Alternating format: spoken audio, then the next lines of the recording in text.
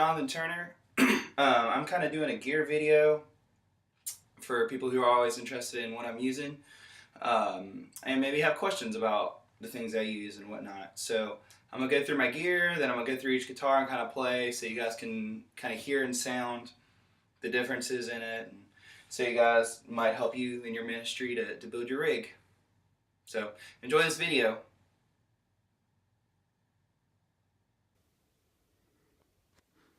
Alright guys, here is kind of a breakdown of my rig right now. And I'll kind of demonstrate most of it for you in a moment. But here's my pedal board. There's the full view. Notice it's kind of a little differently set up if you're used to pedal boards. So let me kind of explain. Since I lead worship and play lead guitar, it's easier for me to set my delays on this side and the taps on my right side. That way I don't have to play a big old tap dance and reach across my board when I'm playing. Okay, so let's start with this looper. I have everything going through here on this side. So all my drives, all my boosts, and my DD5 and my volume pedal are going through this. And so I'll break it down for you right now. So right here, this is where my comp goes. And it's this JHS modded comp. I really like it a lot. It has a really great sound. It sounds a lot better than just your normal MXR Dynacomp. It was well worth the extra money on the mod. So I have that, and I usually use it for my telly a lot to give it a little more fat end. Then I have this boost, which is this MK.423 by Creation Audio Labs. Pretty clever name from Mark. It says, to him who has ears, let him hear.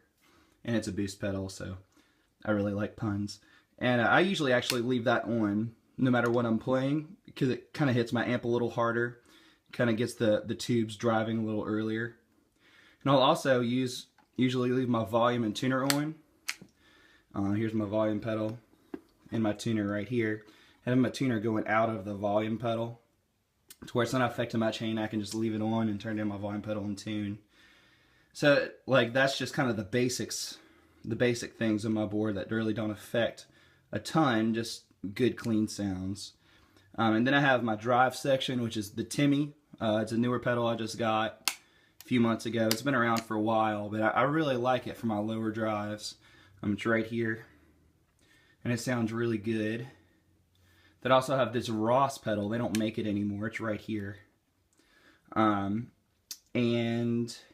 it sounds fantastic on synthy type stuff I play on slower songs. And it's a really transparent pedal to where it's dynamic with the way you play, which is really great. And so anyway, that's my Ross pedal. Then we move on to this OCD, which is a version 1. Those were made under the 4500 of them made, and well, when I first started playing guitar, I was like, Mom, I want this one, and she got it for Christmas. So I'm a very lucky owner of getting the OCD version 1. It's kind of like winning the lottery.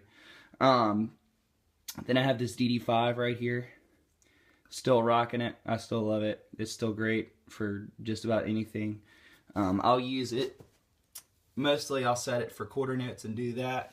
Every now and then I'll set it for the dotted eighth setting, which is that. And every now and then I'll do like a really cool gag where I sing into my guitar, and I'll set the repeats almost all the way up. And it's pretty cool. I really like it. It's a great pedal. Never was broken. All those ones I had. That's this one right here. And I have this kill switch that just kind of mutes my whole signal right here before it goes to my M9. As you can see, it says 2M9 right here, and cable runs on my board. And this looper is by Road Rage Pro Gear, by the way. Great company. They sponsor me.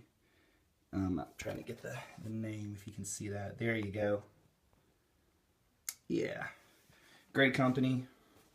I really like all the blue lights, but they'll do just about anything you want. Super great stuff, super great service. So anyway, a cable's run from the end of my looper to this M9 because it's actually true bypass and it doesn't really need to be buffered through a chain. M9's really cool. let's see, I usually use, when I'm just leading worship, this setting, which has dotted eighth going into eighth note, and an eighth note going into a quarter note. And I have two verbs on the end, just kind of a really big spring reverb and an octave type verb. And it all syncs up to this tap, which is really convenient. And I have other settings on here too. This is one I'll use. It's like kind of an infinite repeat, and I'll fade in with my volume pedal. And it just is really big. People like it for the beginning of songs. And I have other stuff on here too. And it's a really great pedal. It's just really awesome. And here's the tap for my DD5 that's on the other side. Like I said, I keep my taps on the right side of my whole board here. You can see it. And so that's really convenient. Here's a breakdown of my guitars. I don't necessarily bring all these with me all the time. Most of the time there's just not room to bring all of them. And I don't really need all of them on the road. So I'll start with the ones I usually bring and then kind of show you what else I have. So this first one right here is a Mexican Tele that I bring with me. I like it a lot. Put some better pickups in it. It has pretty good sustain. Really twangy sounding, and I just like it a lot. It's one of my main go-to worship guitars. Then you have this guitar that people ask a lot about. It's called a Univox. Let me take it off so you can see it. It's a Univox Les Paul from the 70s. I'll let you hear it in a bit. I play it a lot just because I like it better than a real Les Paul, honestly. It's from the 70s. It's got the age on it, and Gibson sued Japan over them. So obviously there's a reason they sued them, because it sounds really close to Gibson. Then I actually do have a Gibson right here, but unfortunately it hardly ever leaves the house. It's a really great guitar. Really solid guitar, but my Univox just sounds better. And when I'm cutting room, it's kind of the first one to get cut. And then I have this Epiphone Dot right here. It's pretty good. It's more of a rhythm guitar, unfortunately, and it's more of a studio type guitar that I'll use for quieter things and for kind of open rhythm type things. It's a really good guitar though. I like it. And this right here is my acoustic, and I usually use it on Sundays because our church just really prefers acoustic sessions for various reasons. But the electric rig is for the road and for special events at the church where we're at a larger venue and the drums won't overwhelm a huge congregation. And that's all the guitars. Right here is my main amp. It's a Goodsell Super 17 Mark IV. Great company. Richard Goodsell is a really cool guy. All handmade, made out of B3 organ tubes. And it has a great amp section up here. You know, just the standard things, on and off, standby. It also switches from 17 watts to 5 watts, which makes it a great church amp. And this is the mic I'll usually use to mic it with, the Sennheiser mic. I like it a lot. It works great. It doesn't require a stand most of the time, which is awesome. And so that's my amp. And this right here is my backup amp, a PV Classic 30. It's like the first amp I got. And it's always good to have an extra tube amp on hand. I would run stereo, but a lot of churches we go to, it's just not practical to run stereo amps, and it's just a lot easier for a sound guy to control one amp instead of two. And we're just really big into setting up as quickly as we can and efficiently as we can without sacrificing sound quality. And so, you know, one amp for me is good, and having a backup is great too. This is a PV Classic 30. It's modded with a different speaker. So it's a Celestion speaker instead of the PV Blue Marvel that it comes with, and JJ tubes instead of the stock tubes it comes with. It gives it a really nice small combo Marshall sound, which I like a lot. And this is the rack I'll bring with me a lot of times. It has a wireless guitar in the middle, wireless in-ear system at the top, because a lot of churches, again, not every church has a wireless in-ear system, and we run click and track with it, so kind of need that. And we have the power conditioner underneath, which is great. Just kind of conditions the power for us, and kind of a glorified power strip, but it's really cool. All right, so that's the breakdown of my rig. Now I'll kind of give you different sounds as I go, and we'll start with the Les Paul, the Univox copy. Really like this guitar a lot. It's got a great sound to it. It's really great rocker. I like rock tones a lot, and big fan of Switchfoot and their rig and stuff. So this is kind of the general ideas of what I got going on here. So this is the clean.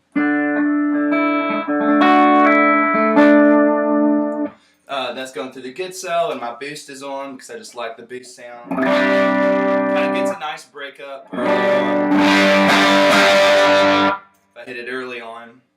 And I'll kind of go through the different distortions and overdrives I got going on. So here's an example of the Timmy.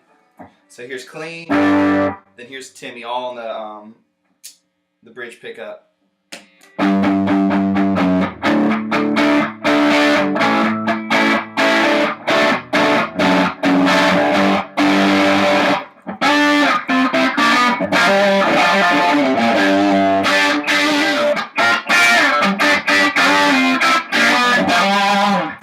And it has a nice sound. I'll kind of dial it back a lot, throw on the bridge tone, and do some picking. Because I kind of like it kind of dialed back like that. And it's not like you just click on a distortion in the middle of the song and just fade the volume up. So if I'm doing like Cornerstone, you know, I can do the whole intro the way our band does it. And then on the second verse, I'll kind of throw on the bridge and then kick the volume up from, so I'll go from this right here, bridge, and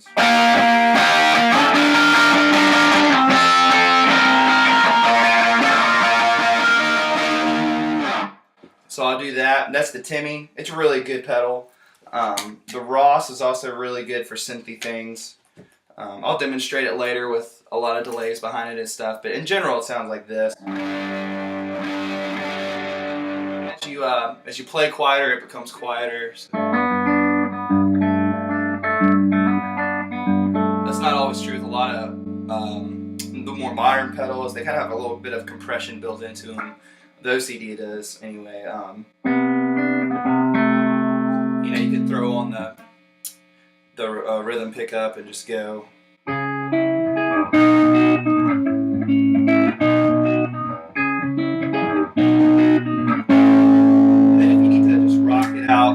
You just switch on the treble pickup, just go hard.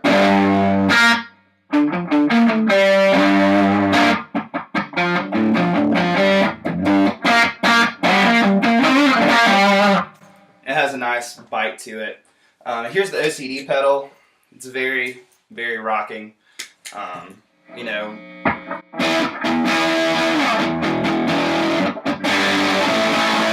A lot of classic sounds, you know, Back in Black sounding.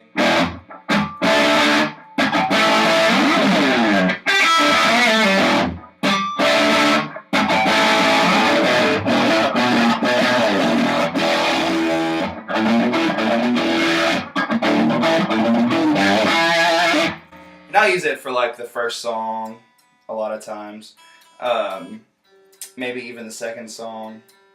It's a really great, hey, let's wake up in the morning and rock out. It has a Muse sound to it too, which I kind of like.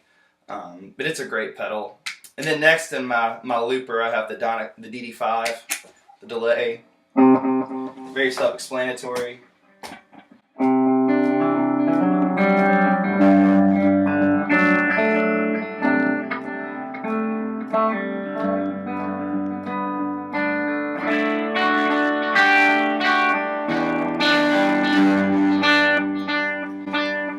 Really nice. I like a lot of heavy delays because most of the time I'm the only guitar player when I'm playing.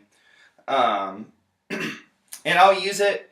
Most of the time I go for the M9 just because I like two delays behind me. And here's an example of the M9. Here is the dotted eighth going into the eighth delay.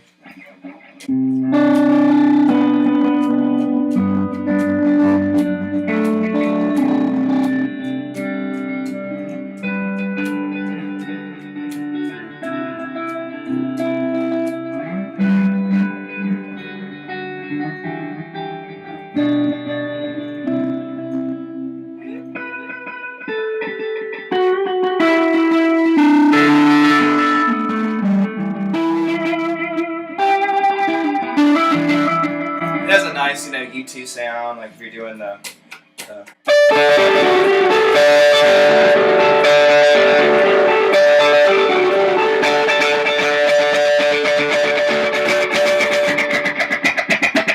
kind of sound. And I usually do too because sometimes if I'm ever playing and I miss something, the eighth note will catch it after that dotted eighth, so it'll come. Here's the eighth note off, and you just hear that one, but with the eighth note on, it kind of catches it for you, just in case. And then I have my eighth note going into the quarter note too, which is really neat. I'll use it for songs like Mystery by Charlie Hall, and I'll do.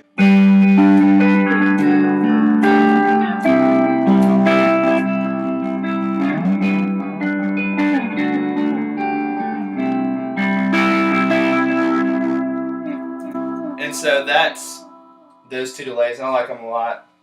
Then I have the two reverbs right after it. I have the huge spring reverb, which just creates a lot of space. It's for really ambient stuff that I use, and so it'll sound like this.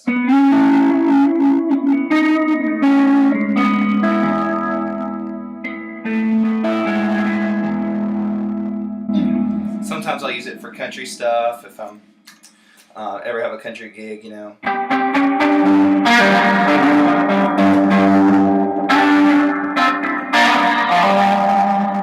Or something really huge, like if I'm doing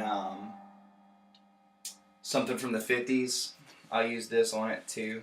So like the oh darling, that song, Please Believe Me.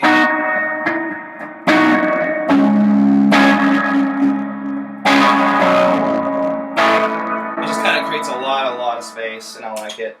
And then I have the octave verb also that I'll switch in between, and I'll use it kind of in tandem with those other two delays on Mystery. And kind of creates a nice synth if you don't have a synth player.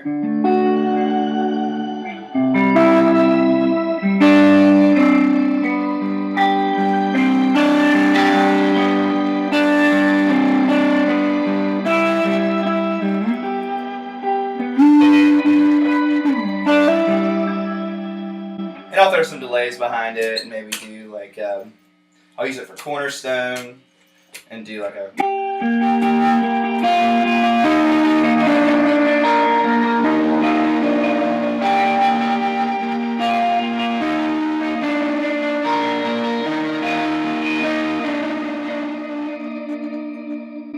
And so it's a really great pedal. I like the M9 a lot. And usually, like I was saying earlier, I threw the Ross on early on to where it kind of gets a really nice synthy drive to it. So I'll dial my volume about half and then just kind of gas it up as I get louder. So here's about half.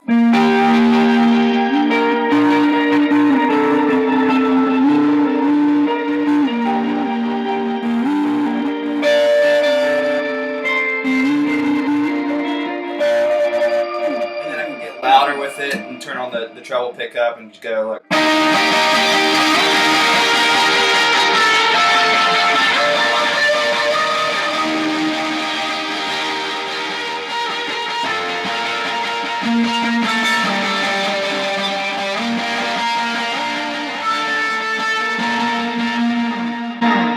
Like I was saying earlier, that Ross has a really great synthy sound, and the Timmy does too. It's just not as it's a little too bright for that synthy sound. Like if I was going to do the same thing, it's a little brighter, a little less drive because I have it set that way. And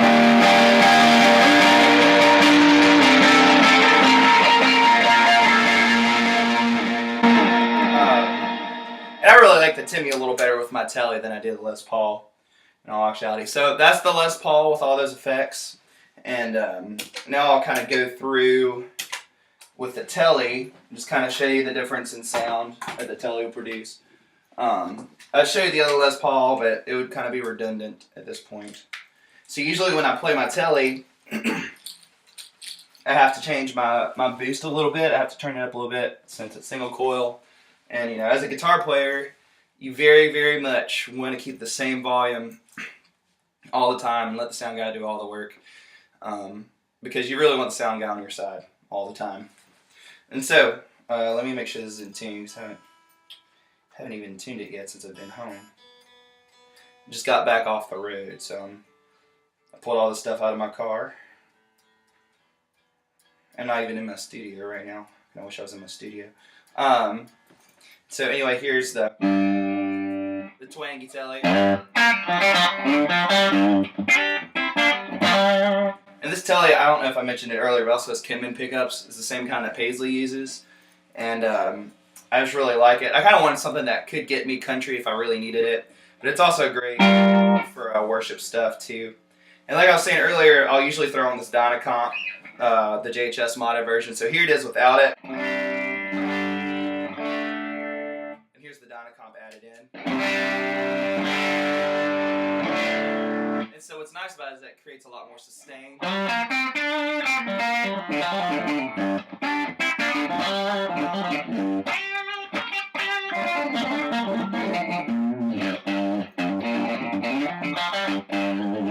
And it kind of has like just a nice twang to it. And like I said earlier, I use it a lot with the Timmy. It's a little light.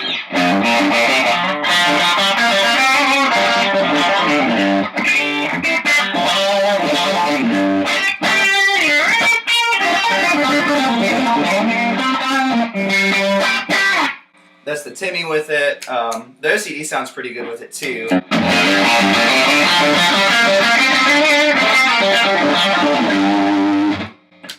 It's just a little heavier, and this guitar sounds really nice with some delays on it. I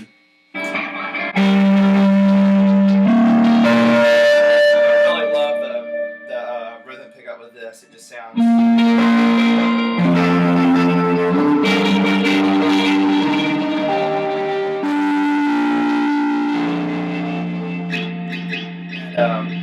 It just has a really clean sound, and I just like it a lot. It works great in the studio.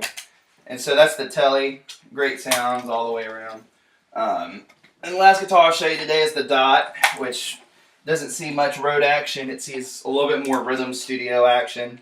It's a little darker, and I really like brighter tones. So let me dial back this boost a little bit. Okay.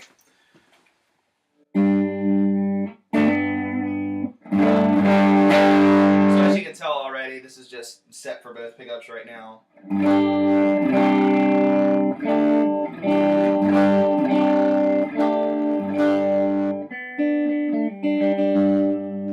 it's kind of one of those guitars where I'll throw the rhythm pickup on, turn on a huge delay, and just kind of be ambient with it.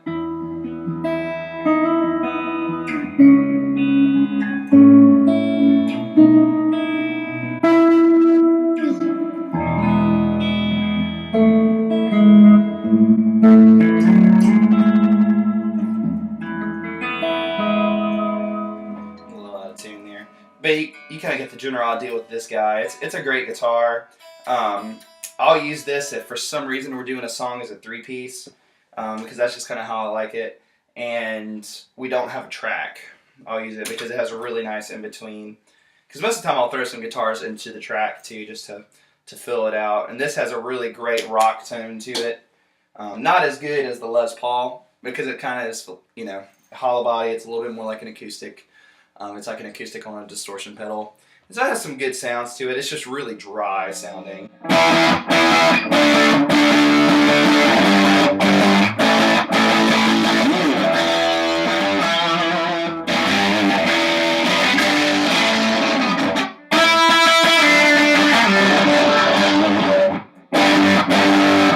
It's a really great sounding guitar. I like it. I mean, it has great action.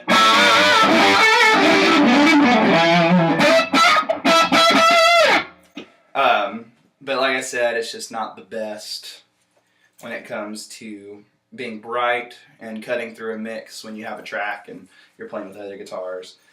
But it's really nice if you ever decide to do a song that's just an electric guitar, but not necessarily all the way an acoustic guitar. Which happens, you know, you throw in a lot of verb and you do it, you know.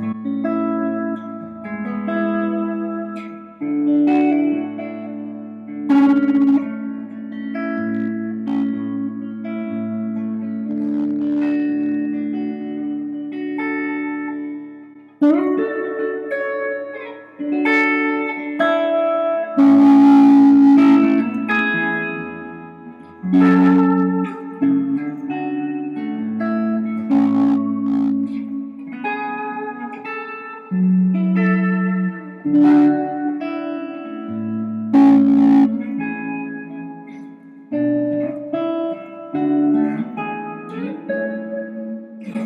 it's really nice. It's a great guitar.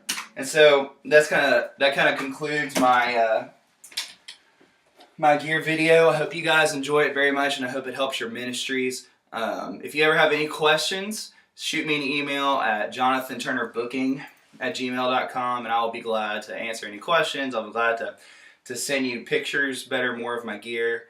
I mean, if you're my Facebook friend, send me a question, I'll answer it. I'm pretty good about answering questions and stuff. So thank you guys so much. Have a great day, and God bless, and let your ministry be all for the glory of God.